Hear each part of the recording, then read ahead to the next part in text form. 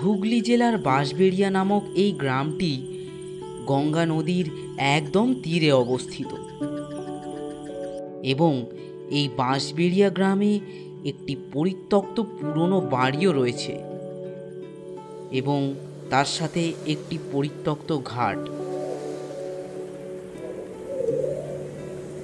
আর বোধহয় বহু বছর পর কেউ এই ঘাটে এসে বসেছে। সময়টা বিকেল এবং সেই বিকেলে গঙ্গার মেঠো হাওয়া বইছে চারিদিকে। গঙ্গার পাড়ের গাছপালাগুলো সেই হাওয়ায় একই তালে প্রতিনিয়ত দুলেই চলেছে। সেই পরিত্যক্ত ঘাটে একটা খবরের কাগজ নিয়ে বসে আছেন অধীরচন্দ্র সাপুই। অধীরবাবুর পৈতৃক বাড়ি এই বাঁশবেড়িয়াতেই, তবে তিনি এখানে থাকেন না। ছোটবেলায় ম্যাট্রিকুলেশন পরীক্ষার পর তিনি কলকাতায় চলে যান। সেখান থেকে পড়াশুনো করে চাকরি পেয়ে নতুন বাড়ি কিনে সেখানেই থেকে যান। এই বাঁশবেড়িয়াতে মাঝে মাঝে আসেন, তবে দু একদিনের বেশি তার থাকা হয় না। তার ইচ্ছা হয় এখানে কদিন থাকতে। এখানে তার ছোটবেলার বন্ধু আছে, তাদের সাথে একটু আড্ডা দিতে পারলে মনটা একটু তৃপ্ত হয় তার। তবে অফিসের কাজের প্রচুর চাপ। গঙ্গার মেঠো হাওয়াটা মাঝে মাঝে অধীরবাবুর হাতে থাকা পেপারখানা দুলিয়ে দিয়ে যাচ্ছে। চারিদিক একটু আবছায়া ছড়িয়ে পড়েছে। সন্ধে হব হব ভাব। পাশে একটা সিগারেটের বাক্স ও একটা হ্যারিকেন নিয়ে বসে আছেন অধীরবাবু। বসে আছেন একটা বাজি ধরে এবং সেই বাজিটি দিয়েছেন তারই বন্ধু ইন্দ্রনাথবাবু। ইন্দ্রনাথবাবু অধীরবাবুরই ছোটবেলাকার বন্ধু। বাজি দিয়েছেন বলাটা ভুল হবে, তার কারণ অধীরবাবু নিজে যেচে বাজিখানা নিয়েছেন।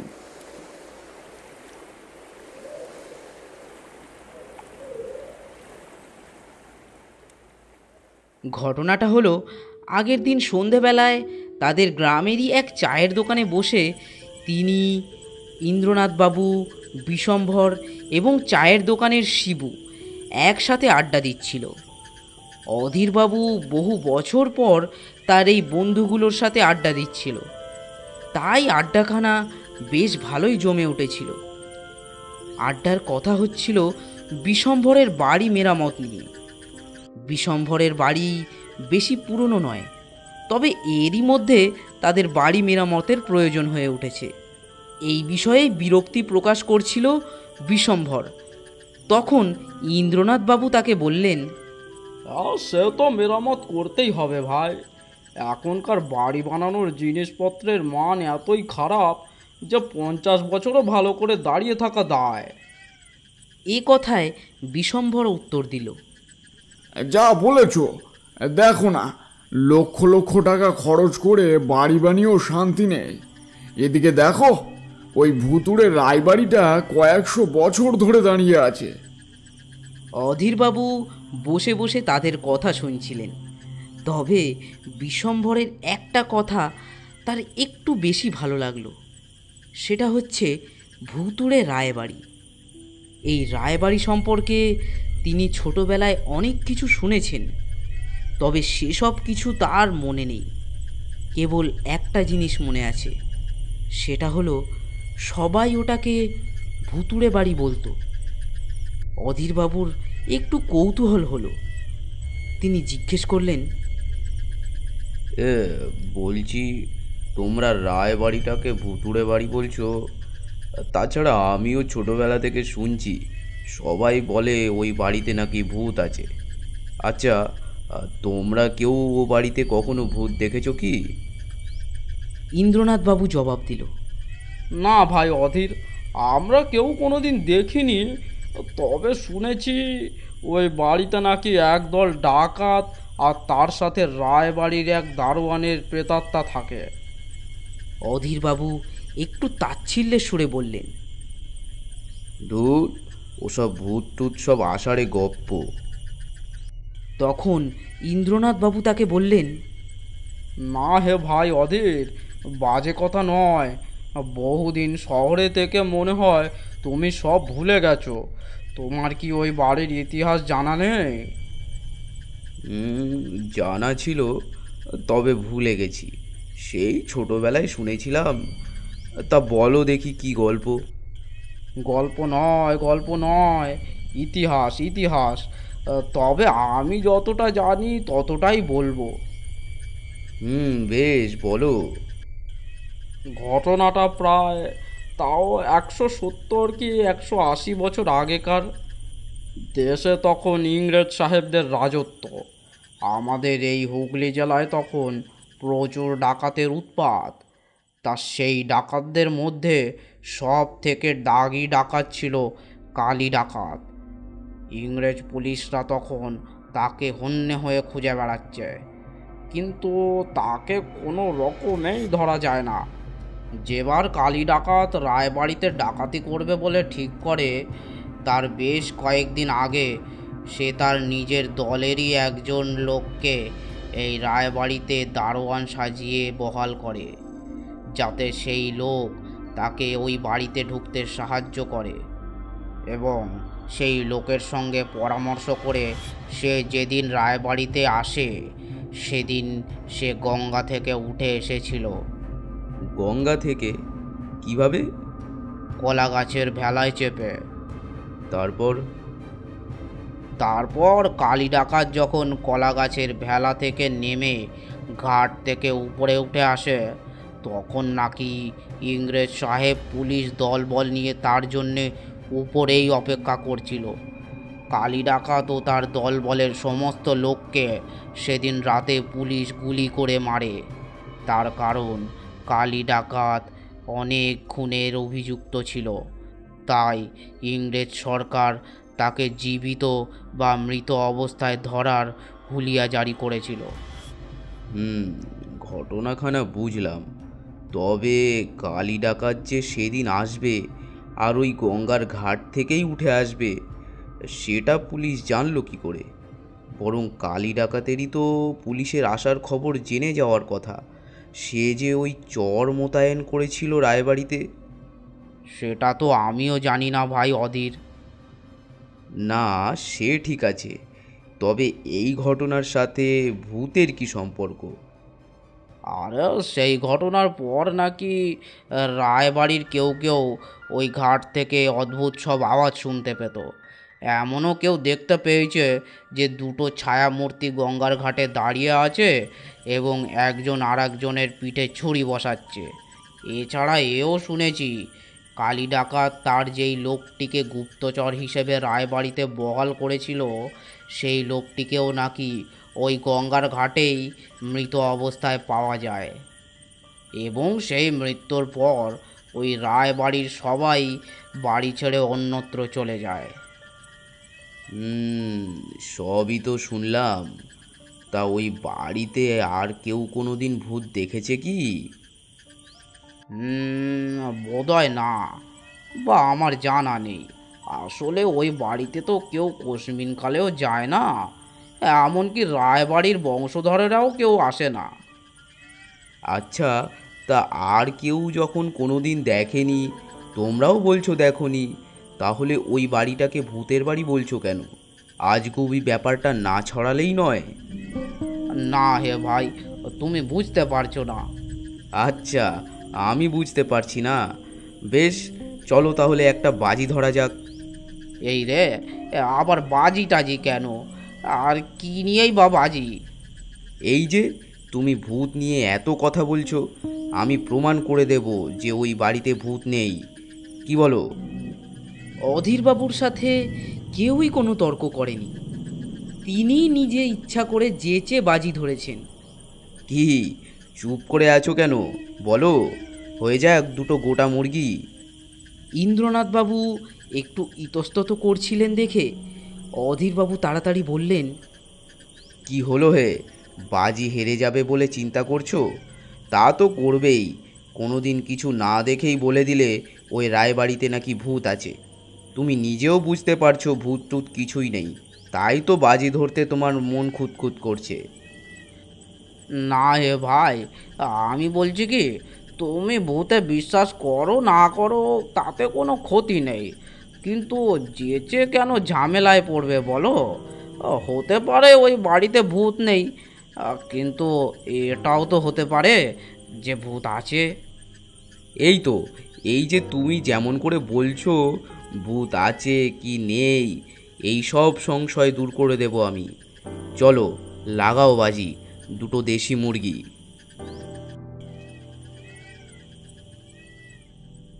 অধীরবাবু ভূতে বিশ্বাস করেন না, আর এরকমটাও নয় যে তিনি বাজির কারণে এখানে এসেছেন। আসলে বাড়িখানার সম্পর্কে শুনে তিনি একটু রোমাঞ্চ অনুভব করছিলেন।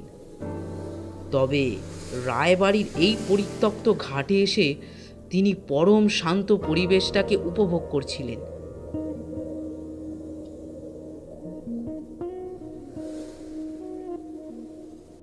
তিনি যখন থেকে এসেছেন তখন থেকে প্রতিনিয়ত মিষ্টি বাতাস বয়ে চলেছে। চারিদিকের গাছপালা থেকে একটা দুটো করে পাখি মাঝে মাঝে কিচিরমিচির করে ডেকে উঠছে। তিনি ঘাটের কাছে যে সিঁড়িটার উপর বসে আছেন সেই সিঁড়িখানার শ্যাওলা ও আগাছায় ভর্তি। তার সামনে এখন প্রায় অন্ধকার, শুধুমাত্র গঙ্গার কুলুকুলু আওয়াজ শোনা যাচ্ছে। পেছনে বিরাট আকার রায়বাড়িখানাও লতাপাতা এবং জঙ্গলাবৃষ্ট একটি দানবের মতো দাঁড়িয়ে আছে। খবরের কাগজখানা অনেকক্ষণ আগেই তার পড়া হয়ে গিয়েছিল। এখন তাই তিনি অন্ধকার ঘাটে বসে একটা সিগারেট পান করছিলেন। তিনি ভাবছিলেন তার বন্ধু ইন্দ্রনাথবাবু সেই যে কালী ডাকাতের গল্পটা তাকে বলেছিল, সেটা যদি সত্যি হয় তবে তিনি এখন যেখানে বসে আছেন সেখানেই কালী ডাকাতের মৃত্যু হয়েছিল এবং সে উঠে এসেছিল তার সামনের ওই ঘাটের দিক থেকে। তখনও তার মনে ভয় জাতীয় জিনিসটা আসছিল না, তাও তিনি একটু রোমাঞ্চ অনুভব করার জন্য নিজের মনে মনে কল্পনা করার চেষ্টা করছিলেন, ওই বুঝি কালী ডাকাত উঠে এলো জলের মধ্যে থেকে এবং তার পেছনে কতগুলো ইংরেজ পুলিশ বন্দুক নিয়ে তার জন্যেই অপেক্ষা করছে। তবে একটা কথা তাকে ভাবিয়ে তুলছিল, পুলিশ জানতে পেরেছিল কিভাবে যে কালী ডাকাত সেই দিনই এই ঘাটের দিক থেকেই উঠে আসবে? বরং কালী ডাকাত তার যে চর মোতায়েন করেছিল রায়বাড়িতে, তার সাহায্যে তো পুলিশের খবর কালী ডাকাতের পেয়ে যাওয়ার কথা।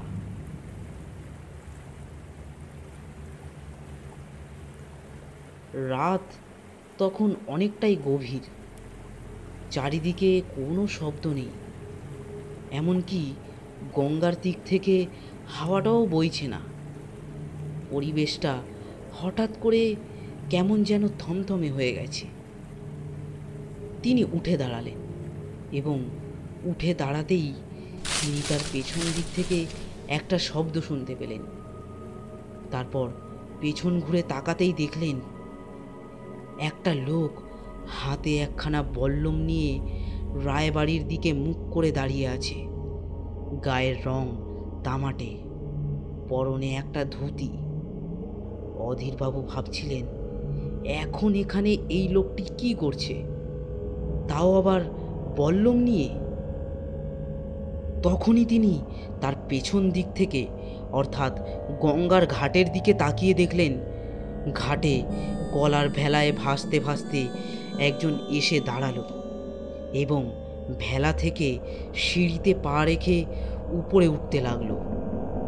এই ব্যক্তির পরনেও একখানা ধুতি, এক হাতে একটা ধারালো ছুরি, কপালে বিরাট একটা সিঁদুরের তিলক, নাকের নিচে পেল্লায় একটা গোঁফ, মুখখানা বেশ ভয়ঙ্কর, চোখগুলো টকটকে লাল এবং তাতে প্রতিশোধের চিহ্ন স্পষ্ট। এবং আশ্চর্য ব্যাপার, এই ব্যক্তির বুকে একটি ফুটো এবং সেখান থেকে রক্ত গড়িয়ে পড়ছে। সামনের সেই লোকটির বেশভূষা দেখে অধীরবাবু থ হয়ে দাঁড়িয়েছিলেন এবং দেখলেন সামনের সেই বীভৎস দর্শন লোকটি তার দিকেই এগিয়ে আসছে এবং মনে হচ্ছে যেন তার হাতের ছুরি দিয়ে সে অধীরবাবুকেই খুন করতে আসছে।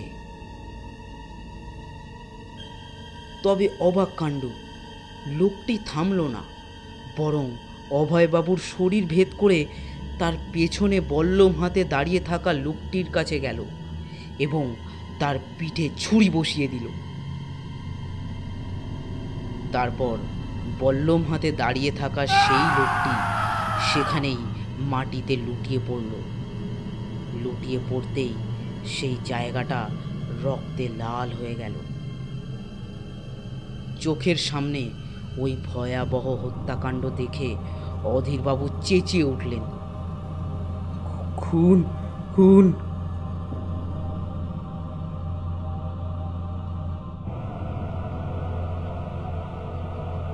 তার ওই চেঁচানি শুনে সামনের লোকটি রক্তমাখা ছুরি হাতে তার দিকে এগিয়ে এলো, দৃষ্টি হিংস্র বাঘের মতো।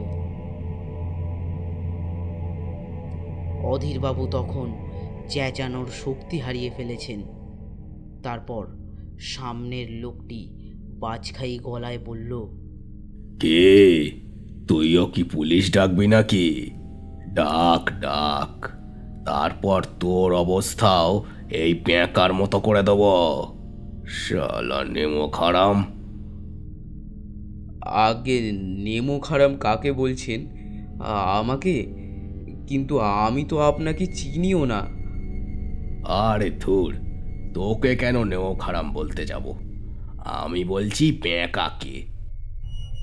আচ্ছা, তা আপনি ওকে খুন করলেন কেন? ও ও কে? আর আপনিও বা কে? ও আমার দলেরই লোক ছিল। ওর নাম বেঁকা চাঁদ। ওই শালাকে আমি রায়বাড়িতে মোতায়েন করেছিলাম, যাতে ও আমাকে রায়বাড়ির সব খবর দিতে পারে।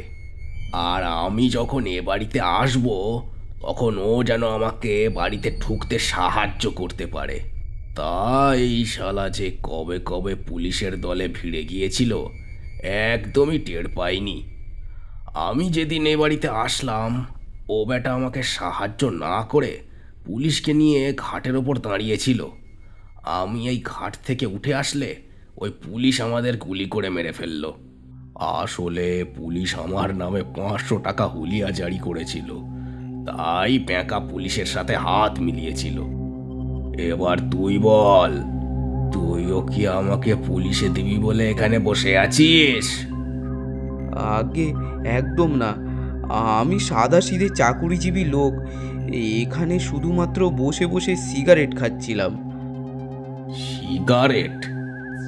সেটা আবার কি? অধীরবাবু তারপর তাকে একটা সিগারেট দিলেন। সিগারেট দেখে লোকটি বলল, এটা কি রে? কোনোদিন তো দেখিনি। ওটা সিগারেট। বিড়ি চেনেন? বিড়ি খানিকটা তাই। আচ্ছা, তাহলে বুঝি বিড়ির মতো করে খেতে হয়? তা দে, আগুনখানা দে দেখি। অধীরবাবু লাইটার খোঁজার জন্যে পকেট হাতড়াচ্ছিলেন। পকেটটা হাতড়াতে হাতড়াতেই তিনি জিজ্ঞেস করলেন, আচ্ছা, আপনার নামটা কি? আমার ভালো নাম কালীনাথ বিশ্বাস। লোকে আমায় বলে কালী ডাকাত। কালী ডাকাত নিজের নাম বলার সঙ্গে সঙ্গে অধীরবাবু লাইটার জ্বেলে ফেললেন। আর সেই আলোর ঝলকানিতেই কালী ডাকাত তার চোখের সামনেই হাওয়ায় উবে গেল।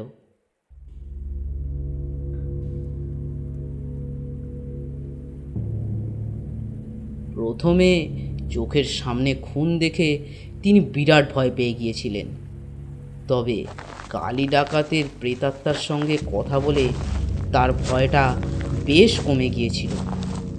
আগামীকাল চায়ের দোকানে গিয়ে এই গল্পখানা বলবেন। বাজি হেরে যাবেন ঠিকই, তা যাক।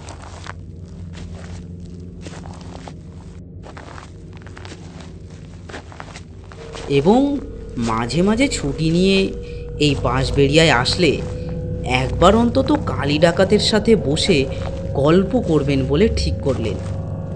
তার কারণ তিনি বুঝতে পেরেছিলেন অধীরবাবুর ক্ষতি করার প্রবৃত্তি কালী ডাকাতের ছিল না। তার কাছ থেকে আরও কিছু জানা যেতে পারে, কিংবা একটা ডাকাত ভূতের সঙ্গে বন্ধুত্ব তো করাই যেতে পারে, নাকি?